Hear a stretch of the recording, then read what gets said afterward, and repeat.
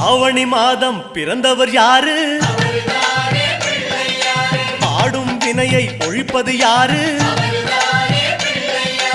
ஆதவன் வணங்கும் தெய்வம் யாரு? பூமியை தாங்கும் புண்ணியன் யாரு?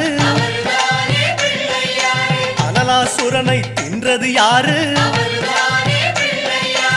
ஆணவம் நீக்கும் நாயகன் யாரு? முப்புரி அணிந்த மூலவன் யாரு? அவரும் வாழ்வது எங்கே கூறு?